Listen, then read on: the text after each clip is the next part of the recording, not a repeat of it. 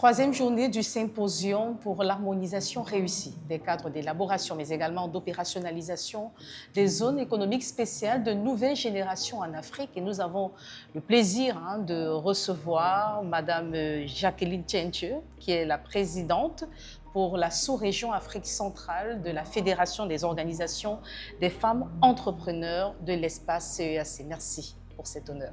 Merci, c'est moi qui vous remercie. Peut-être quelque chose que vous ne vous souvenez pas, je garde toujours une très belle pensée de vous. Merci. Une très belle pensée qui dit il ne faut jamais se sous-estimer, il faut être sûr de ce qu'on fait et bien choisir ses partenaires. J'ai noté, et être prêt à surmonter les défis. J'ai écorché, j'ai oublié quelque chose? Non, c'est ça. Effectivement, c'est ça. Voilà, heureuse année 2025, tout simplement. Merci, madame. Alors, lorsqu'on parle des zones économiques spéciales, pour certaines personnes, c'est un concept nouveau, alors que c'est loin d'être un concept nouveau. D'ailleurs, selon certaines études, il faut noter quand même qu'en Afrique centrale, précisément, les objectifs ne sont pas atteints lorsqu'on parle de zones économiques spéciales. Et pourtant, dans les pays asiatiques, les résultats sont plutôt assez intéressants, augmentation des investissements. Alors, selon vous, quel est le diagnostic que vous posez? Qu'est-ce qui fâche selon vous? Merci beaucoup. Ça, c'est une problématique très intéressante.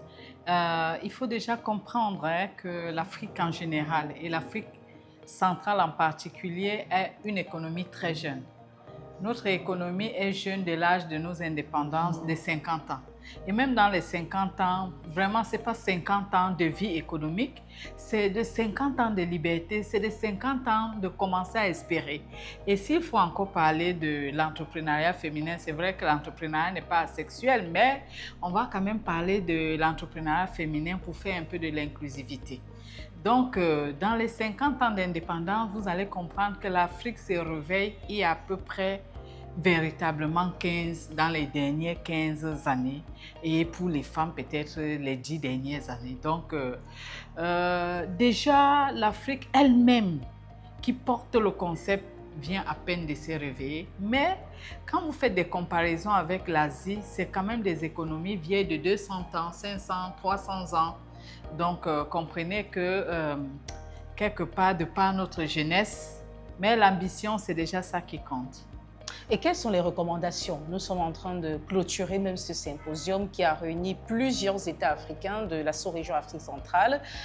Beaucoup de représentants étatiques ont assisté à la cérémonie d'ouverture et bien sûr vont clôturer même ce symposium. Quelles sont les recommandations que vous formulez à l'endroit de la CEA et tous ses partenaires pour véritablement l'opérationnalisation rapide des ES? Madame, avant de répondre à votre question, il est important qu'on revisite un peu l'état des lieux. Donc, la CEA et ses partenaires, que je tiens à saluer et à remercier, font un travail formidable. Vous savez, les zones économiques de nouvelle génération rentrent en droite ligne avec les objectifs fixés par la ZLECAf, qui est un projet de l'Union africaine et qui est un projet des chefs d'État africains qui voudraient redynamiser la zone.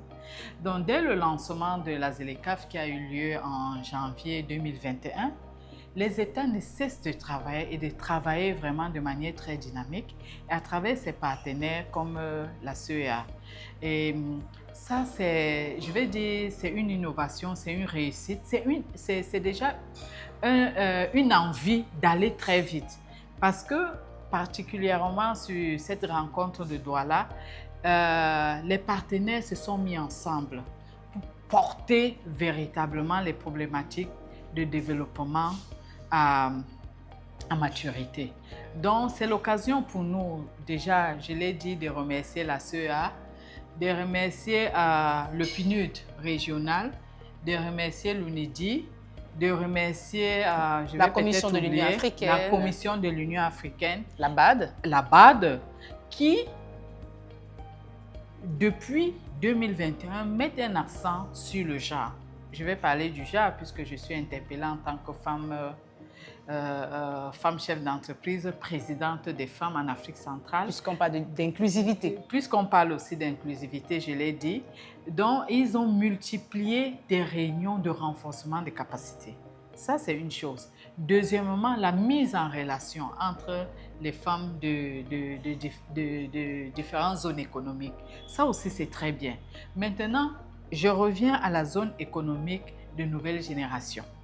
Donc, la zone économique de nouvelle génération, c'est quoi pour les femmes? C'est-à-dire que c'est un environnement qui sera délimité et qui va donner toutes les chances aux visions, aux dynamiques économiques de pouvoir se développer. Par exemple, on parle des partenariats nord-sud, sud-sud, c'est-à-dire on nous attend sur quoi? Le défi, c'est que on peut ramener en Afrique, qui n'a pas grand-chose, hein. L'Afrique centrale, c'est pas moi qui le dis, toutes les études sont là, c'est la zone la plus timide, c'est la zone qui a beaucoup de défis à relever. Donc, la zone économique de nouvelle génération va réunir tout à son sein, tous les équipements. Parce que quand on parle de développement, on parle d'industrialisation. Qui dit industrialisation dit quand même un matériel. Oui, va réunir à son sein un matériel de nouvelle génération où les questions comme les questions d'énergie, les questions de transformation, les questions d'éducation, les défis d'infrastructure, tout ça sera réuni pour aller vraiment répondre à la question de la transformation aussi de la nouvelle génération qui interpelle l'Afrique. Donc ça, c'est déjà une très bonne chose. Donc l'État qui régule, qui décide, lui-même est préoccupé. Et ça ne peut qu'être un bonheur pour les femmes, pour les entrepreneurs. Donc à nous de savoir comment se positionner et de capter les bonnes opportunités ou faire un bon positionnement. C'est ce que je peux dire. Mais bien sûr, vous êtes la présidente pour la sous-région Afrique centrale de la Fédération des organisations des femmes entrepreneurs de l'espace CEAC. Alors, quelle est véritablement la contribution, puisque vous êtes une participante et très souvent lors des activités de la CEAC et ses partenaires, vous êtes toujours présente. Quelle peut être la contribution véritable même de la FOFE pour l'harmonisation de ces zones économiques spéciales de nouvelle génération? Et bien sûr, qui dit cela parle de l'industrialisation inclusive et durable qui s'aligne avec le plan directeur d'industrialisation et de diversification économique. D'accord. Déjà, il faut rappeler que toujours avec l'appui de la CEAC, en 2024, pendant une formation ici à Douala, et par la suite, la FOFE a organisé une journée spéciale. Dans la journée spéciale, nous avons déjà fait le plaidoyer d'avoir une zone économique spéciale genrée. C'est-à-dire que pour résoudre les questions d'inclusivité, quand bien même la zone économique spéciale sera là, il faut qu'on prenne d'autres dispositions pour faciliter la présence des femmes dans la zone spéciale. Donc, la FOFE déjà veille à ces questions. La FOFE essaye déjà de réunir, parce qu'il faut se rappeler que l'entrepreneuriat ou aller dans une zone économique spéciale, ce n'est pas l'arbre de Noël, pour citer le docteur Adama. Donc, c'est naviguer en haute mer. Donc, il faut prendre toutes les dispositions économiques, les dispositions managériales, les dispositions d'investissement.